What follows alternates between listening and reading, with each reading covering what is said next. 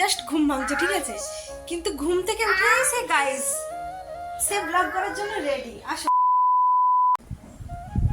Hello guys, good morning. কেমন আছো তোমরা সবাই? আশা করি তোমরা সবাই খুব ভালো আছো। আমিও বেশ ভালোই আছি, কিন্তু ব্যাঙ্গালোরের ওয়েদার ভালো নেই।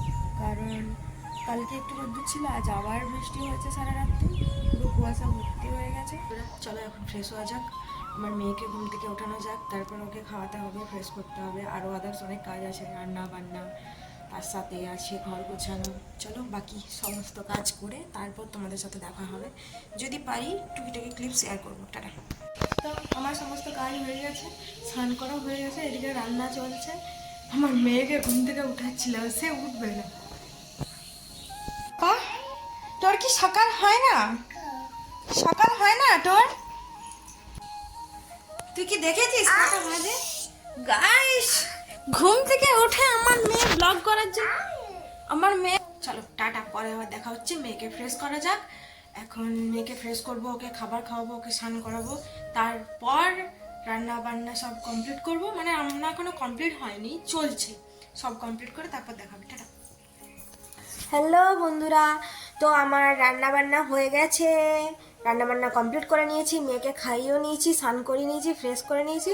এখন আমরা দুজনে খেলা করবো আর অপেক্ষা করবো আর পাপা কখন আসে, তাই জন্য। কি খেয়ে নিচ্ছিস তুই? এখন আমি আর আমার মেয়ে খেলা করছি। তো এখন আপাতত আর কোনো ক্লিপস নিতে পারবো না আশা করছি,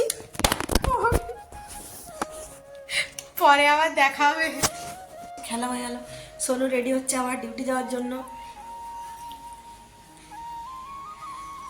চলো পাপাকে টাটা করে দিয়ে আসি। দেখি একটু আমরা বাইরে বেড়াই, সাইড সাইড।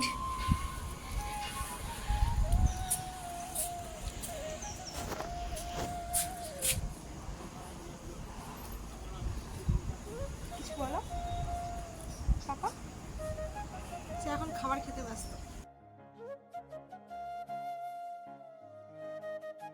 ডিউটি যাওয়ার জন্য বেরিয়েছে, আমরা ছাদের উপরে দাঁড়িয়ে আছি, তার মেয়ে দেখছে স্যার পাপা ডিউটি যাচ্ছে।